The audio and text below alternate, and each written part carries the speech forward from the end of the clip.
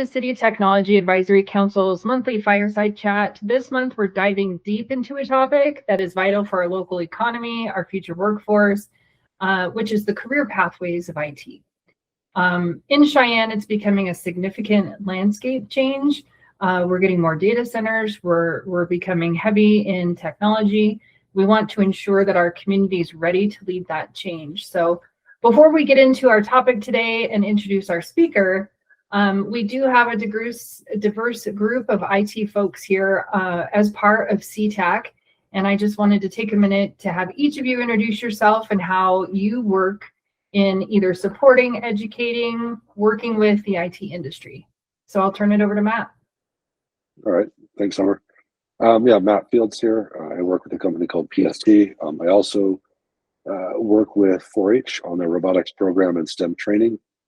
For us, we view LCCC and other local colleges around the state as the future and the pathway that our students will take once they graduate from our robotics and our STEM programs. This offers them a much deeper path into that industry that they're looking at. So that's kind of why I wanted to reach out, and we wanted to talk with Troy about that. So. Fantastic. Caitlin. Hi, I'm Caitlin Russ. I am a computer teacher in Cheyenne.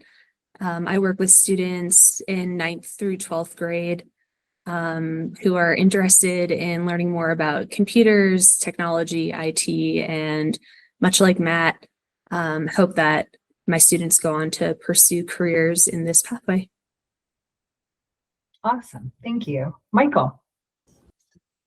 I'm Michael. I'm a technologist and very interested in improving general education levels and deep technology for the broader society, and so excited to see how LCCC is contributing that, as I know they're putting a big impact in the local community. Thank you. And I'm Summer. I work at the NCAR Wyoming Supercomputing Data Center. I've worked in IT for a while. I'm also an LCCC alumna.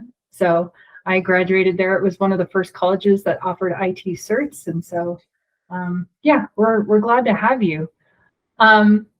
Matt, did you want to go ahead and introduce Troy? Sure.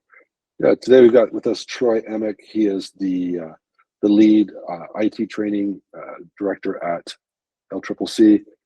Troy came in here quite a number of years ago and really revitalized the program that was at LCCC, and has since instituted some very aggressive training for different students going into the IT pathways, from cybersecurity, networking, and data center technologies. Troy has got a vast amount of experience working with companies like Lowe's, Dish Networks, and a few other large companies, corporations out there. What LCCC is now doing is they're working with different industry vendors, Microsoft and Google, and anyone else that's coming into this area, and they're working to prepare students that end up getting migrated into their systems and their workforce as they're developing it. So it's really great to see it.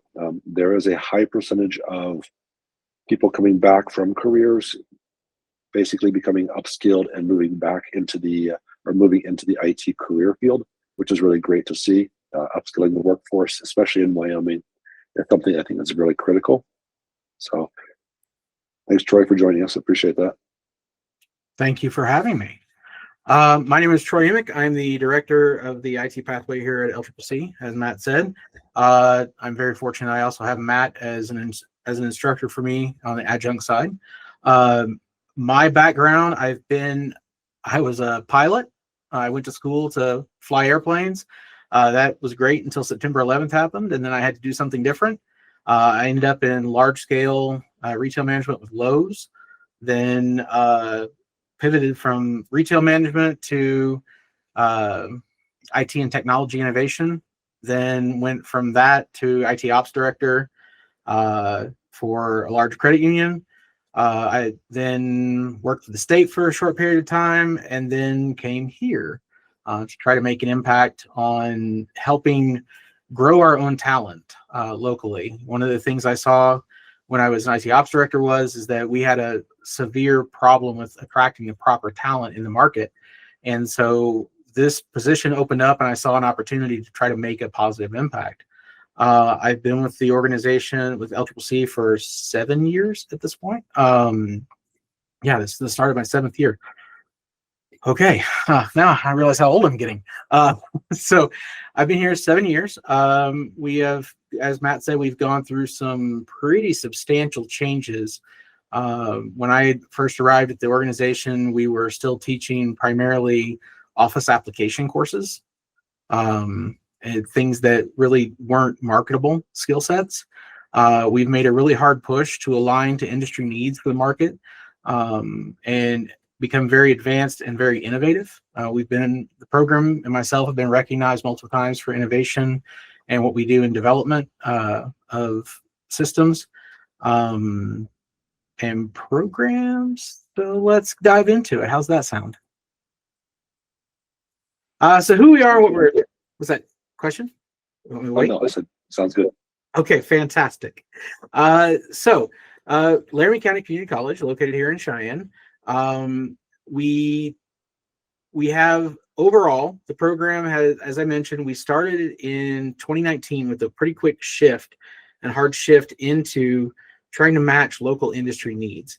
Anyone who's been in IT leadership in this market knows that it can be very challenging to home grow that talent and get the talent locally and not have to import it.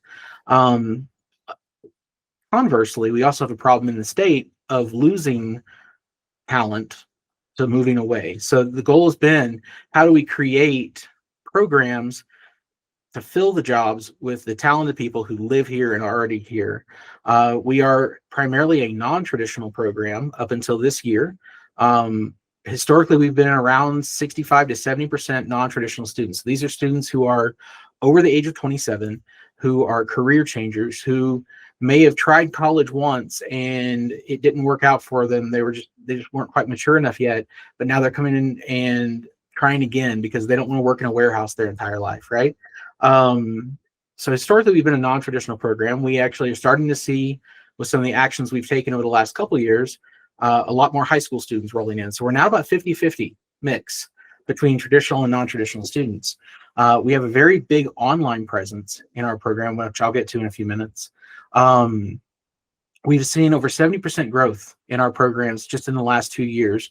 Since fall of 2020, our program has more than tripled in size. I know it says 200% growth and math, right? So we've more than tripled in size since that time. We have 2 associate's degrees, both the cybersecurity associate's degree that is NSA recognized, and we also have a general IT pathway, and we'll talk about those real quick. Our cybersecurity associate's degree, as I said, is an NSA CAE recognized program. We actually were very fortunate that with the work we had done ahead of time, trying to build a very robust and applicable program, we moved through what is normally a 3 to 4 year process in less than 1 year. Once they actually got all of our stuff and saw what we were doing and saw our examples, they kind of just stamped it and said, yeah, you're way beyond this already, which was awesome. It's great validation for our students and for this program. It's a 2 year program, 4 semesters. Students will complete credit diplomas in this program. So both of our associate's degrees are follow the stack credentialing model. And the goal here is truly, we're here to change people's lives. We're here to get them out of their dead-end job or out of the job that they're currently stuck at and get them into a career in IT. And so everything we've designed in this program is designed around that concept. We want to get students the ability to get a credit diploma. These are usually 1 semester certificates, credit diplomas. They're a bundle of courses that they'll complete those, and it gives them an employable skill set. Does that make sense? Those employable skill sets, then they can translate and they can go out and get their first help desk job. They can go be tier 1, tier 2. They can go work as a NOC at a data center. They can go work as a deployment specialist at a data center. They have the basic skills they need to change their life and get into the career field. But we want to make sure that they don't get stuck at that entry point, right? We want to make sure they can continue to grow. And so what we do is we then stack on additional credit diplomas to create, along with a very small amount of general education requirements, to create an associate's degree. The principle of this is if at any point life kicks that student in the teeth and they're focused on their new job in IT, and they just had a new kid introduced to the family, and there's also a health problem with this person, they have to step away for a minute. That's okay. It's designed in the principle of they can step away. They have already got some degrees with their credit diplomas and then come back and finish and add more. Both our cybersecurity associate's degree and our general pathway degree are structured in this manner. The associate's degree in cybersecurity is kind of rigid in that the students have to complete certain things in a given sequence. They'll complete their first credit diploma in data center operations. Then they'll go through a network administration credit diploma, finally a cybersecurity administration credit diploma, and then they complete their gen eds in the course of that, and they have their associate's degree. Now, as I said, it's a 2-year program. Believe it or not, a lot of our students take 3 years because after their first year, they have the credentials with the data center credit diploma that they go get a job. Because they've got a new job, they will very frequently drop to a part-time student. And then finally they work somewhere that is willing to pay for an education. And so now they have an employer that will give them tuition reimbursement for them to go back to school. And so they'll stretch it over 2 years additional in order to get through it. If they go the IT pathway associate's degree, it's kind of a choose your own career format. So one of the things I found when I came to education, I came from industry. And so education was a big shift for me because industry, we move so fast in everything. It is, oh, that's not working. Okay, tear it out, fix it. Time is money.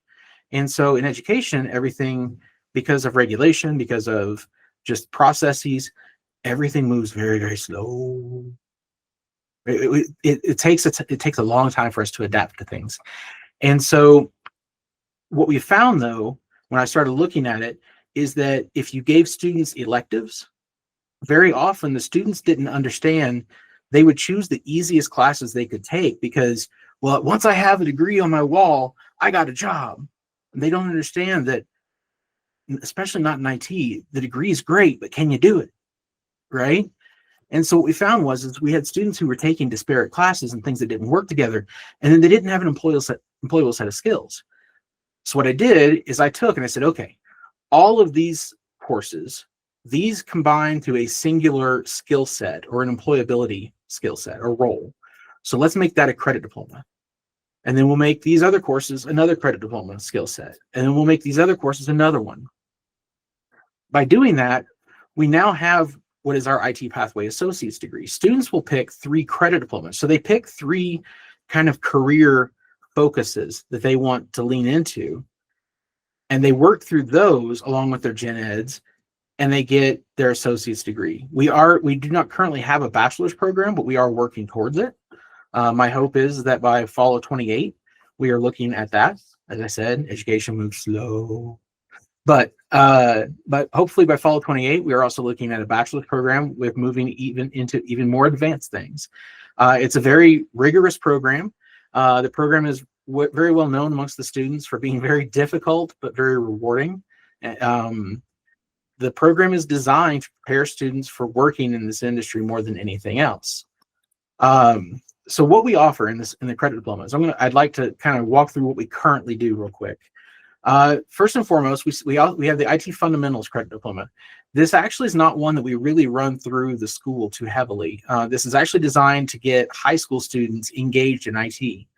In this market, we still have a massive problem with young people not understanding what a career in IT actually is, and or saying, well, I don't want to be one of those nerds. And then I just point to my high-end German car and say, you don't want one of those? But so it's one of those things, though, that we've been trying to figure out how to get to high school students and get them engaged in technology early. If they're engaged early, their potential for a long, productive career is so much better, right? So at the high schools, we are now starting to offer CompTIA Tech Plus certifications. We are working on getting the computer business applications course into the high schools.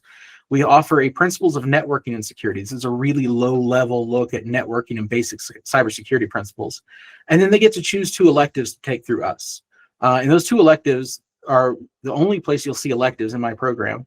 And it's basically so that they can pick some of the other courses from the credit diplomas and kind of try something, because they may decide, oh, I really want to do fiber optics, and then get into it and be like, I don't like doing fiber optics, right? So we give them a chance to kind of try before you buy, so to speak. Most of our students start here, though. They start at data center specialist. This is a degree that's targeted at entry-level career IT roles. Someone who's completed this credit diploma would be very well fit for most help desk roles, tier 1 support, data center support, those types of roles. They'll complete the CompTIA A+, the CompTIA Server Plus. They complete an applied networking course.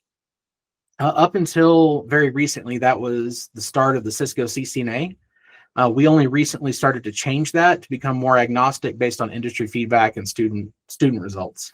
And then they also do a professionalism in the workplace course, where we try to break the IT, what's the word, stigma of behavior, the IT stereotype. That's the better word, right? We try to help them learn how to be professionals in the workforce. This is also where we will normally try to break students. We get students come in all the time of, well, I've done this, and this, and I don't want to work with people anymore. And we have to say, oh, this is a service industry. We exist to help others. So we get paid really well for what we know, but you're not going to be working from a beach somewhere until you've been in the industry for about 20 years and you're an expert at this one little thing. So service industry, right? So we try to focus on this with the professionalism, how to teach them how to be those people. We also have a network infrastructure credit diploma. This is targeted at individuals who are looking to start in like telecom infrastructure. We find people who come in that they really like IT, they really like learning the technical side of it, but they want to work with their hands a lot. And so they'll go this route. And they'll learn all the facets of planning out network infrastructure, planning out and implementing copper and Ethernet installations, fiber optics. They do go through applied networking there as well, because they need to understand more than just the physical side of the network. And then again, they do the professionalism workplace there. In the second year, our students would look at network administration very frequently. This is solid foundation in basic network design administration. They'll do applied networking too, CompTIA Network Plus. As I said, we still lean very heavy into do it. So we use Cisco Packet Tracer, and we focus very heavily to a CCNA level on how to actually implement network services and do those components. We move them into Linux administration 1. It says LPI Essentials. The LPIC Essentials is the exam they'll take. We actually train them closer to the CompTIA Linux Plus. And I hear this all the time, by the way, of, oh, but they're CompTIA certs. I challenge anyone who has not taken a CompTIA cert in the last 3 years, go sit for one. CompTIA, when they decided to swing from being known for an easy pass cert, they swung hard the other direction. They are very challenging certs for our students now. We also offer an IoT scripting and automation class. We started realizing that the biggest, sorry, I have ADHD, and so I will wander around a little bit, and I'll apologize for that. We are an IT operations focused program. We do not get deep into applied programming. We don't get deep into software design. That's not us. We focus on what the majority of the jobs in this market are, which is very heavy in the IT ops side. So we still want students, though, to understand how to write basic scripts and how to do basic things to be able to go out and not repeat a task 300 times, because that's not a productive employee, right? And so what we found is if we used IoT, so we start with Arduino and move into ESP32 with Python, and we have them actually build and develop their own Internet of Things devices for things like monitoring humidity in a server closet, monitoring temperatures, checking for uptime statuses, and reporting them to a web page. We found that by giving them physical hardware to work in, it made it so much easier for them to understand programming concepts.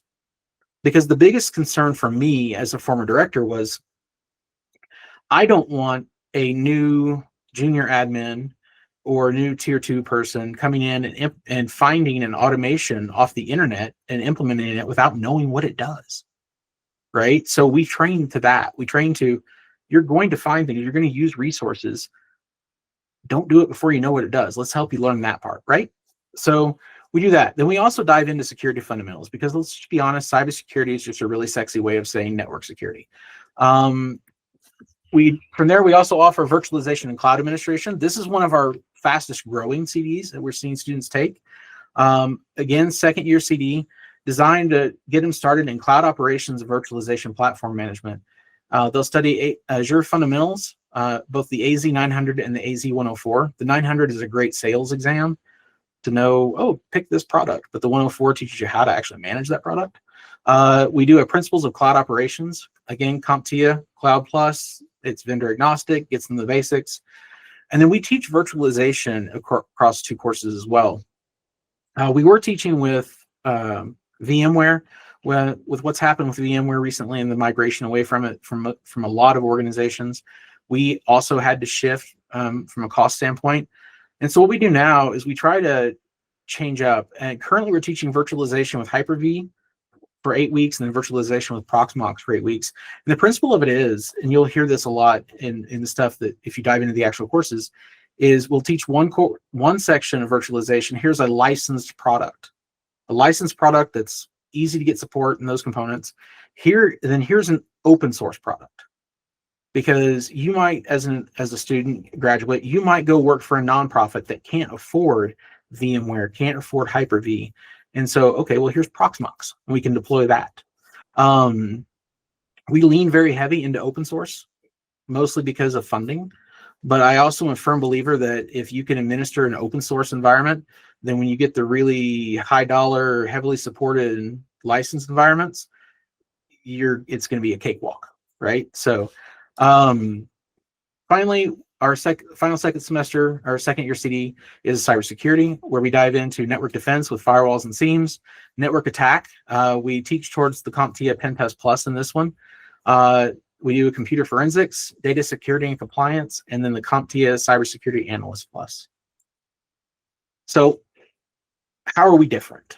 What makes us different from a Western Governors? What makes us different from any other community college? And it really boils down to a couple things. The first thing, in my opinion, is every course, with the exception of network infrastructure, because, well, it's really hard to crimp cables online. Every course is offered in multiple modalities. So we'll offer in-person and online, both sections. We realize that we're in Wyoming, right? And just because someone lives in Gillette or someone lives in Douglas doesn't mean that they don't want to learn IT and there's not opportunities in their environment too. So we stress to make sure that our online students have the exact same opportunities and equitable opportunities as our in-person students. We also stress to make sure that online education has this reputation of being of lower quality. Our students who are online will tell you 100% online is so much harder because we expect the exact same things, but they don't have an instructor standing in front of them to walk them through it. They have to utilize the resources. So we'll live stream every course. We record it. You can't make it to class this week because Johnny's sick. That's okay. Here's the recording, right? The goal is success and to get them job ready. Additionally, we don't just assess on passing a certification exam like Western Governors or some of the others. We don't just assess on an instructor's feelings of how you did or how easy an instructor was or not. We assess based on the concept of, do you know it and can you do it?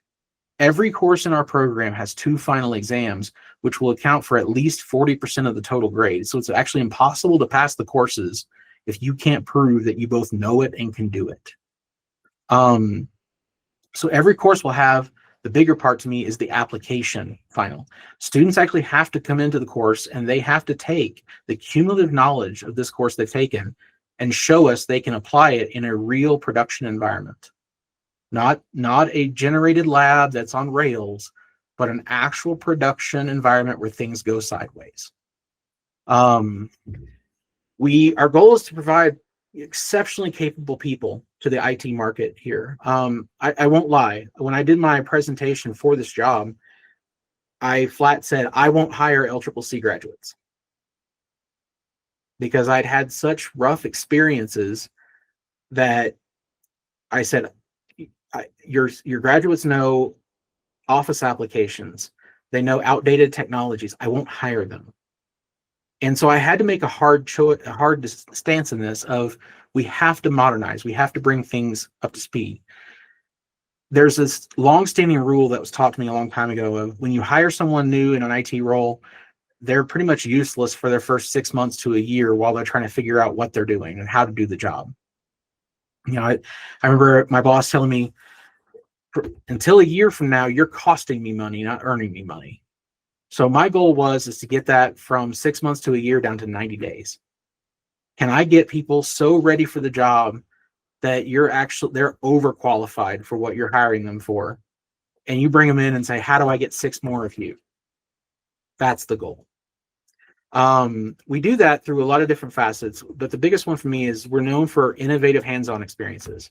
And by hands-on, I don't just mean in the building, on the campus. Like I said, we try to do everything so we have equitable experiences for both in-person and online. So we have things like our telecom lab. Now, our telecom lab, you have to be there because, like I said, hard to crimp a cable remote over internet. But we do things like our CASES remote learning system. So that's this box right here in this picture.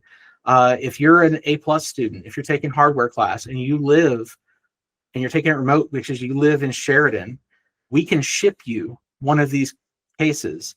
And in this case has the exact same testing equipment, the exact same PC, a monitor, tools, all the components that the students use in the classroom and that the instructor will be live streaming. You have the exact same thing sitting in front of you. And at the end of the semester, you ship it back to me. And we did it by using recycled hardware that way, if something happens to it, it doesn't cost the student, but just really a very low cost, and it doesn't cost the school a huge amount. We have things like rolling data center carts. So we're very big in the concept of we all had that experience in school where, you know, they were doing something really cool, but there's only 1 or 2 of them. So then 30 people pile around to try to enjoy it. And I always think about touring in-car with Summer, that every time we get to go see the supercomputer and everybody piles around trying to see things. And it's amazing because we're all nerding out about it. So what we did, though, is we want to avoid having just 1 or 2 people able to interact. So we created rolling data centers. This is an older picture of those carts. But they can do 4 characters. Yeah. Can I ask some questions? Like, I've seen the Cybersecurity in your other picture, and that's amazing. But can you describe what's on the rolling data center cart? Yeah, the rolling data center cart has a cluster of 4 Hyper-V servers, or not Hyper-V, 4 servers, HP servers, Gen 10s, I think, ProLiant Gen 10s. Like I said, these are older pictures, but there's 4 servers that are functional in the lower section, along with a Cisco switch, a patch panel, and a PDU. The only thing I can't really mimic is cooling, because, well, how do you roll around, you know, hot out, cold out? But yeah, they have PDU, and the PDUs are UPS backup systems, so they actually get to experience what it's like with using rack-mounted UPS and those components. And then on the top, they have a non-functional server. So we use those for when we need to explain what's happening on the hardware side or really diving in. Or more often than not, if they have someone who's a little malicious and has a mean streak as an instructor, I don't know who that would be, someone might take parts out of one of these down here and not tell them, and then they can use these as for spares and actually have to troubleshoot and find the right parts and implement them. But the principle of it is I wanted to have a data center space where everyone had their own thing to work on. So I actually have a dozen of these carts. At most, in any given class, the maximum class size we have is 18 students in person. So at most, I'll have a couple students may have to share a cart, but nobody gets to stand at the back. Nobody gets left out. Everybody has to do it. Everybody has to participate. Does that make sense? So we have things like that. We have our hardware lab where we can, height adjustable desks with full KVM systems where we can swap pieces in and out. We have an actual data center racks that are freestanding in the department that we actually let the students completely manage all the equipment in. So I mentioned Tech Club here in a second, but our Tech Club students use all that, and they've got file servers, Minecraft servers, they've got virtualization platforms. I don't know everything they're doing with it, to be honest, because I don't want the liability of knowing. So we have those. We have our Cyber Lab. So our Cyber Lab is a fully virtualized environment that we host within our bigger virtual stack. We took a grant from the NSF that was going to pay for a one-year use of an online cloud-hosted virtual system. And instead, we implemented a 9-server cluster. And so we have multiple actual production environments running. Production, not from the licensing standpoint, production from functional standpoint, running, that we actually make students work in. Very frequently in IT training, everything's on rails, right? It is, well, we want to make it easy for somebody to grade. So it is step 1, step 2, step 3, step 4, this is going to happen. Instead, we give them we'll teach you how to do those things with guidance. But then the actual task for you is going to be, here's the goal, good luck. And it goes sideways, and it's great because they learn so well from it. Additionally, we run a cyber range. So we run full environments that can be attacked, defended, remediated, restored. We do forensics through it. You'll see in this is a picture of Cyber City, and this is actually my oldest daughter who came through the program a few years ago, who works as a senior technician with Microsoft now. But she's steering here, but they have this entire city connected to this cyber range. So what we can do is we can actually give students, it's a big toy, I won't lie, but we can give them a real world output, right? And the way I always tell this to people is in IT, it's so easy for people to get in the habit of, we see something happen on a screen and we disassociate the impact of the real world, right? So instead what we did is we gave them a city. Now, the interesting thing is this is a very early version of the city when you still had to be fairly close to it. Now there's webcams all throughout it. So both our in-person and online students interact with it simultaneously from the classrooms and remotely, just as if they were watching webcams of a city as a city employee, right? And it gets to be a real fun thing. I'm actually trying to work with some other schools now to help them build theirs so that we can actually start to have schools work against each other. Our computer forensics class, if you notice over in the city, there's a little bat signal right here. In forensics, the students get to be Batman. It's an 8-week class. They come in, a crime has occurred, and they have to be Batman and solve it using computer forensics tools. It's pretty fantastic. And then the other thing I think we do that's really innovative is Tech Club. Tech Club is a professional organization of our students, run by our students, led by our students. It's technically Tau Epsilon Kappa, but the goal of it is that they get industry partners to come in and talk. They help each other be successful in their classes. We're a 2-year program. One of the big downsides to being a 2-year program is the fact that, I talk to industry partners all the time. They're like, well, we want you to teach this and this and this and this and this. And I have to explain to them, I have students for 56 weeks, over 2 years, 56 weeks, just barely more than a year on the job. Would you take someone who doesn't know what a processor is and expect them to be a blue team expert in cybersecurity 1 year in the job for you? And so because of the 2-year program, I don't have juniors and seniors who know all the ins and outs and are those people that the freshmen get to look up to. So what we did is we built Tech Club. Tech Club lets us accelerate that social and interwoven support system for our students so that semester 1, week 1 students very well might be the mentors 1 semester later for the next semester students. We tried to accelerate all that and compress it. That's the real quick version of my program. Okay. So something I want to throw out there real quick, right, is something I find really impressive is the fact that you use the open source piece you save a lot of costs. The NSF thing would have lasted you a year and that would have been gone, right? But instead, you guys implemented a system that had, 9 servers, can use it for multiple ways, and it continues to be usable over the years that come. Yeah. As our state is looking at a budget crisis and everything that goes with that, that's something that we really need to look at is how do we implement more of that? Because those operational costs for the state are really high right now. And as we go on, stuff like this, teaching these students these open source components really prepares them for the world that they're going to be going into. We're going to see less of these enterprise systems, more of the open source going forward. So I think that's a huge, huge thing to kind of get into their minds and help them to understand and start using early on. And the other thing too is the hands-on aspect. It sticks, 10 times more than learning in a book.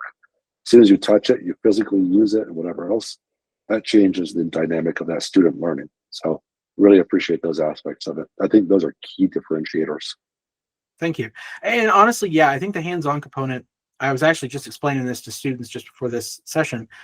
We have new students coming in today for what we call our kickoff. Is that one of the most rewarding parts about working in IT is when you bang against a problem and you bang against it, and you bang against it, and you bang against it. And then all of a sudden you have that flash of brilliance and you say, I've got it. And you fix it. And then everyone cheers. No, that actually doesn't happen, but you cheer to yourself, right? And so that, to me, that's one of the most rewarding things. And so those hands-on experiences, everything from PC build day in hardware, when the first time they walk into a class and they've been in for 4 weeks and they've had 4 class sessions, 4 2.5-hour class sessions, and they walk into a pile of parts and they're missing parts and they build a working computer and you watch them hit that button and it goes boop, and you just watch the elation on their face of, oh my God, I can do this. It is that hands-on component does more to help students be successful and build that passion for problem solving, that passion for troubleshooting, that passion for puzzles than anything else. And I think it's so important. I was going to add on to what Matt had just mentioned, because I think that what you're exactly describing is probably the bigger part of being successful in an IT role, is being able to think outside the box, being able to convert what you already know to something else and apply that previous history or your previous knowledge and continue to troubleshoot. And I think all the pieces that you just presented are so interesting to me, because it does help them learn. It's almost like you have to grow that skill set to think outside the box. Everything from, open source, right? Having that translation between, well, this is how this product worked or this brand name worked. I'm now working in this other thing, and I know the syntax was a bit different, but I kind of get where I need to start from in this other product or brand name. And I just think that's fantastic. The hands-on component is so essential in moving kids or anyone in the industry from being a paper cert to having that hands-on knowledge and experience. So that's fantastic. Thank you. We work hard at it. I won't lie. We put in, I always have, whenever I hire an instructor, even an adjunct instructor, I have to explain to them, this is very different from any other teaching that gets done or you've heard about, because I demand excellence, and I demand a lot more than is going to be asked for straight on the piece of paper or with the job, because the students need it in order to be successful. There's a phrase that students use frequently of C's get degrees, and my immediate response is, but you won't get a job, because you need to be able to do it in this industry in order to be successful. Right. And so, yeah, I think it has been probably the most frustrating from a financial standpoint, as Matt mentioned. We've grown this program tremendously without massively blowing the budget up for the school doing it. And it's because we've been very creative. We've had a lot of industry partners who've done things like Tri-Hydro donated like 30 some laptops. They were laptops that they could not move to Windows 11.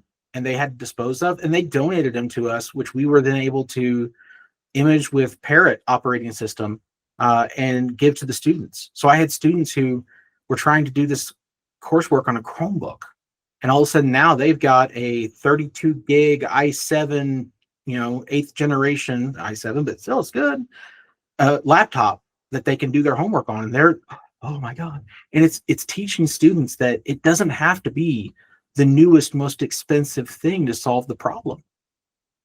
We're IT. That's what we exist for. No, that's great, Troy. So I should go ahead, Caitlin. I'll let you run through that, and then I'll continue on. Oh, okay. Well, first I want to say, just from my perspective as a high school teacher in Cheyenne, how very clear it is to me, like how strategic the actions, like your actions and the IT Pathways actions have been in terms of trying to get that recruitment. I mean, even off the top of my head, I made a list, and I have 5 things on my list that your department, I think specifically, is involved with at the high school level. And so I have your boot camp program over the summer, that upcoming tech conference, which you didn't even mention, but we're excited about it. Concurrent enrollment for students. I know that your department is present at Discovery Day and the University of Wyoming's Women in STEM, which are both for middle and high school students. And then also I've had, Dan has come in and spoke to my classes on numerous occasions. So just that like willingness to come in and talk to high school students. So we really appreciate that. There. What's that? You had 4 positives, but then you brought in Dan. So what was the 5th one? Well, LCCC talks, that's what I wrote down. So I really just wanted to highlight those things, like how very clear it is. When you were talking about a lot of that stuff, I was like, oh yeah, like I've seen those actions, at the high school level. So I think that explains probably your 50-50 high school non-traditional. Do you feel like that's probably the case too? It is. Our NSF grant has been great. We're in our final year. We're actually going to ask for an extension, and that's what TechCon is going to be part of. Our NSF grant was around enhancing the number of students in IT in rural environments, especially in Southeast Wyoming. And what we found by starting to get into the high schools as well, we were able to really start to drive some passion, because it's one of those career fields where if you don't know somebody in it, it's hard to see yourself doing it, right? I pointed out my daughter earlier. She graduated high school 2 years early. And so she was, I'm going to go to UW, but I don't know what I'm going to do. And we're like, you're 16. That's going to be a miserable experience. Why don't you? I get huge discounts on tuition. And so I'm like, come do IT for a semester. I don't want to do IT. I don't want to do IT. She did 1 semester of it and realized, oh my God, I love this.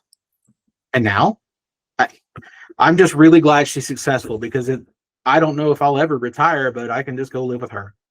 So, but yeah, it's been very targeted, and the NSF grant has been a big part of that. And I've been very thankful for our opportunity at that. We're actually going to try for another one even bigger, to focus on, to Matt's point, how to build open source education around IT, how to make it so other schools can do things like this on a shoestring budget.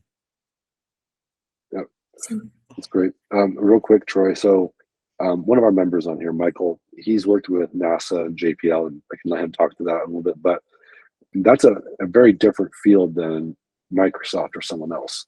And as you're getting these basics down, through all the basics of networking, systems, open source, when you're looking at your bachelor's degree in the future, are you going to start tackling some of those kinds of fields, AI, systems, high performance computing, and all of that in those next fields? And how do you think that ties into our university and them offering even higher levels, such as masters or something like that?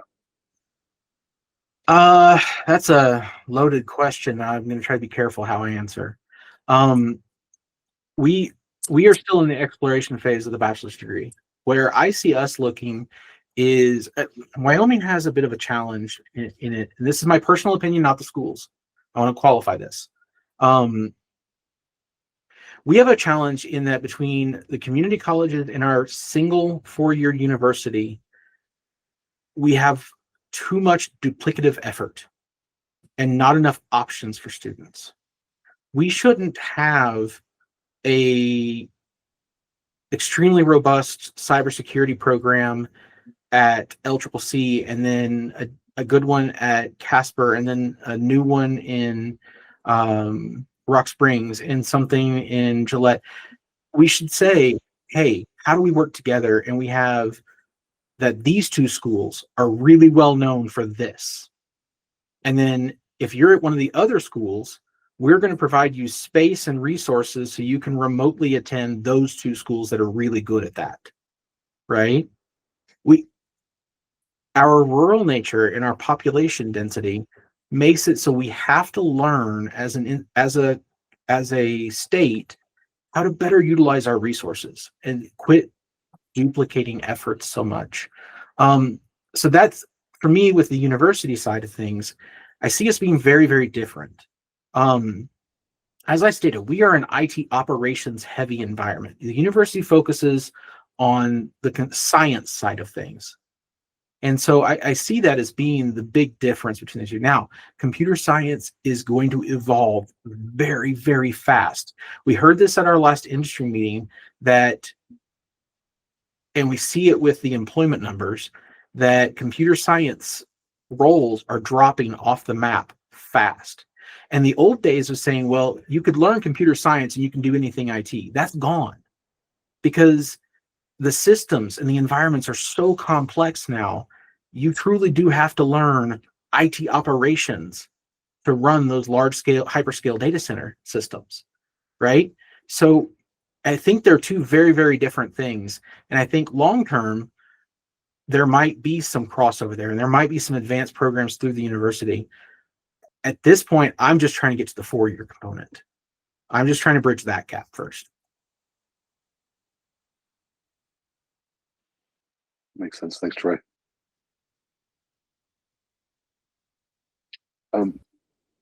Summer, I think, or you had mentioned about TechCon. Yeah. What is that exactly? I'd be interested in finding out more about that. Well, I'm gonna have some stuff for you soon. Okay. So I had to TechCon, Google it when Caitlin mentioned it, and it looks amazing. So So for the last couple of years, we've been very fortunate, in the school has ponied up a substantial amount of money for us to take Tech Club students to DEF CON. I had gone for several years. JT had gone. JT's my lead cybersecurity instructor, by the way, John Haskell. And he'd gone in professional roles and those things. And so we decided that we went, and we decided, you know what? The great thing about DEF CON was everybody kind of sees IT the same way too, right? They say, oh, you work in IT. Well, you must know how to do all these things. And you're like, no. I work in this little section of IT, right? And so we'd hear students say, well, I'm going to do cybersecurity. And we're like, great, what flavor? And then we'd be like, what? And so we took them to DEF CON, where they could see, are you going to do aeronautics cybersecurity? Are you going to do automobile security? Are you going to do embedded systems? Are you going to do red team? Are you going to do blue team? Are you going to do purple team? What are you going to do? And so we started taking them to DEF CON, and they loved it. And so we started thinking about it. We said, what if we could do something small scale like DEF CON, where people could see that IT is not just, I'm going to sit and work on this computer, right? That people in this market could come see the different types of careers and explore that it's not just sitting and typing all day. I always tease people. I get a lot of non-traditional students who will say, I drove a truck for 30 years, my back's broken, and I need a desk job. And I have to explain, well, your first 4 years of an IT job is an under the desk job. You're crawling around under desks, and you're in server racks, and it's a very physical job for a while. And so this kind of evolved to TechCon, saying, well, how do we get other people to understand that and see these things? And so what TechCon is on April 18th in our Flex Tech building. The Tech Club is going to host a miniature conference, and it is free. We're targeting towards K through 12 students, but we're inviting pretty much anybody that wants to learn about IT, and there's going to be all kinds of hands-on activities to do. This is not a come sit and listen to somebody lecture, because that could be so boring, especially if they're monotone. I'm not one of those people by all, but we're not going to do a whole lot of lecturing. We want to come do it. Come see what it's like to pick locks, do hardware penetration testing, right? Physical penetration testing. Come see what it's like to do brute force attacks. Come see what it's like to make RJ45 cables. Come see what it's like to put a computer together. JT and I were working on some stuff this morning to where we're going to build a PC race. You get a bucket of parts, make it work. How fast can you do it? Right? So we're going to do stuff like that. The Tech Club is hosting it and running it. JT and I are there for support and guidance. We're helping build things, but we've been very fortunate with that NSF grant because of my approach, as you mentioned, with trying to be frugal, to be a good steward of the grant money. I tried to look where we'd originally proposed things that were going to cost money that we couldn't sustain long term, and build things as alternatives instead. And it saved us a lot of money. And so we're coming into the end of this grant cycle with quite a bit of money left, and it's going to let us put this conference on. This will be the first one of it. The nice thing of it is that the grant is going to provide all the initial startup for it. And then after that, our costs will drop tremendously because we'll already have most of the equipment and things for the future. So the hope is this is something we do every year moving forward.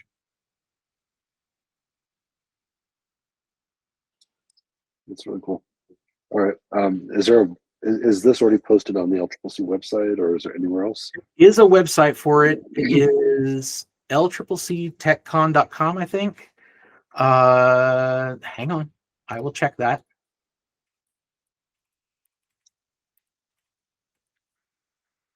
Yes. Hang on. I will find where I'm at. I gotta move some things. In true IT form, I have too many screens. Yeah,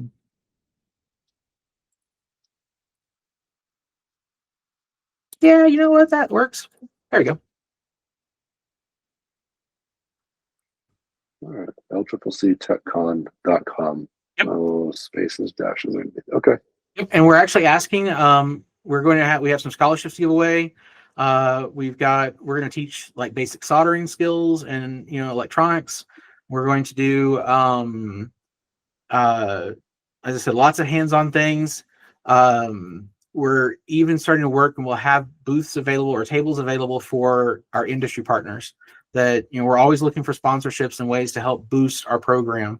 Our industry partners to this program have been critical.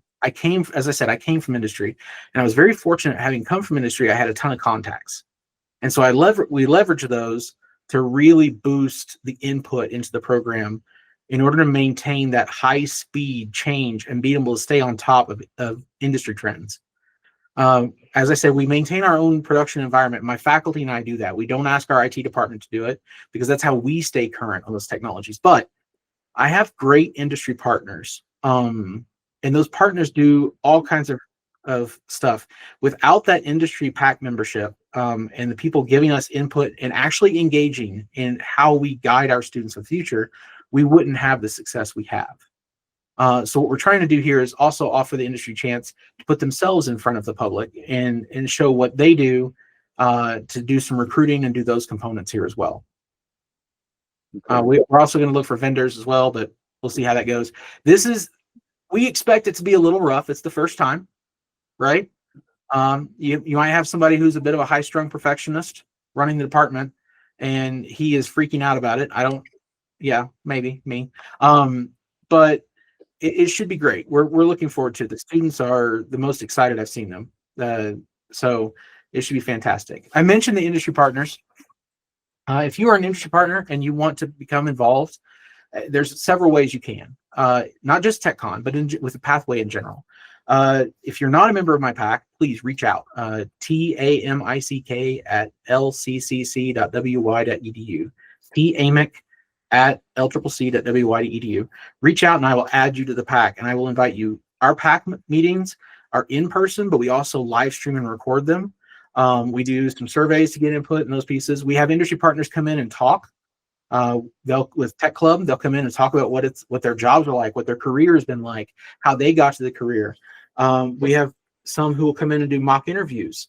We have some who will come in and do real interviews that they decide, well, we want to fill 3 positions, so let's just do interviews here. And they give feedback, which is awesome. We have people like Summer, who does tours of NCAR, which, by the way, is the highlight of the year for my students. And I've already been bugged on when we're going this year, so you'll hear from me. We have another big one we have is downcycling of equipment. So a lot of what my industry partners need to use day to day, even when it hits end of life and depreciates out, it is still very usable and useful for my students. And so I get a lot of equipment that an industry partner reaches out and says, hey, we were going to recycle this, but is this something you can use? I have all of this. So for an example, when I built the new server stack this last year, we took our old server stack, which was around 100 servers that Microsoft had donated in 2018. And Microsoft gave us permission. We went ahead and sold them to students for very cheap. I'm talking like $50 for a server. I have students who have full big home labs now, and they are my best, most capable, most qualified students because they've embraced the madness that is IT and they love it. And it's something as simple as that, is teaching them it doesn't have to be the newest, greatest thing to accomplish the goal. The goal is to solve the problem. And when our industry partners give us equipment that is still very functional and still very useful, and we can show them that, or they purchase it, and any purchases that our students make go straight to our IT pathway endowments, we can further fund scholarships down the road. But those are the things that help drive passion and success in this industry.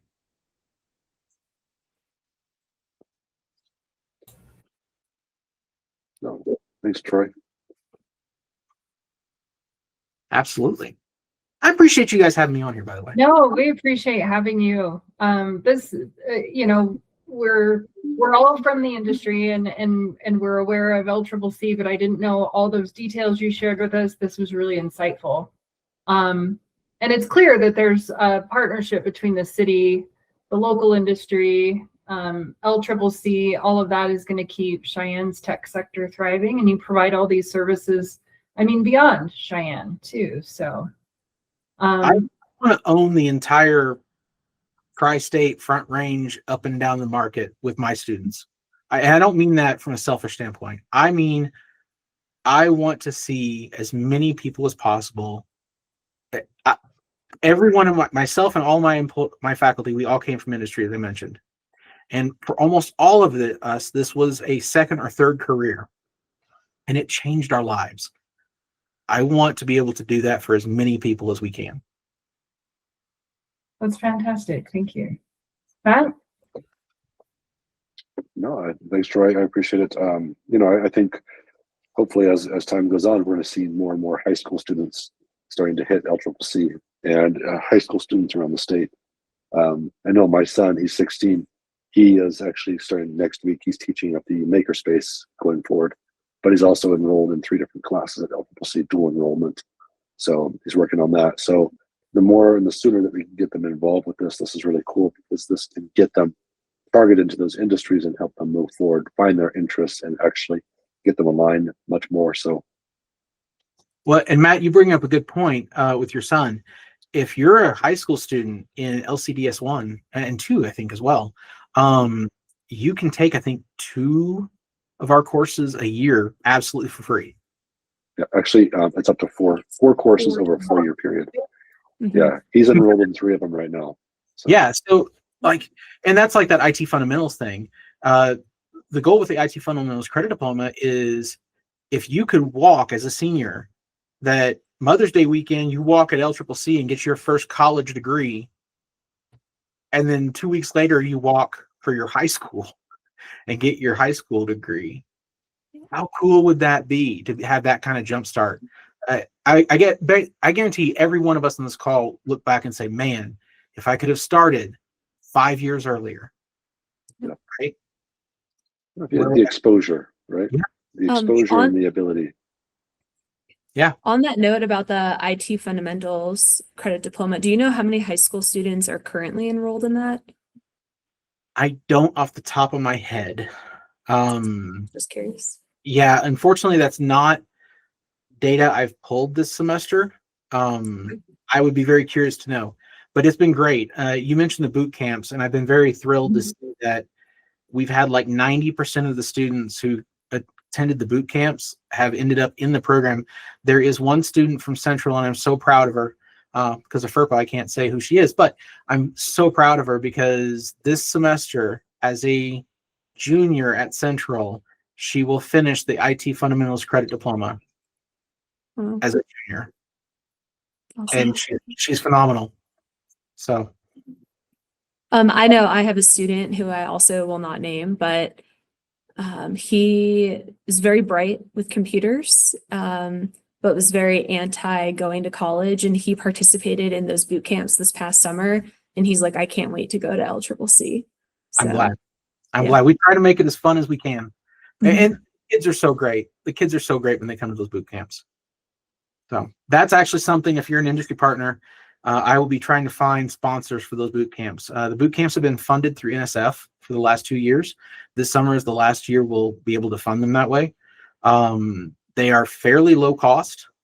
We did a different model on them. We don't charge tuition. Basically, it's just whatever we have to pay the instructor for the couple weeks plus food and snacks. If you're an industry partner and you want a fairly low cost way to make a big impact on the future of the IT workforce in this market, reach out to me because we're looking for some sponsors to try to keep it going.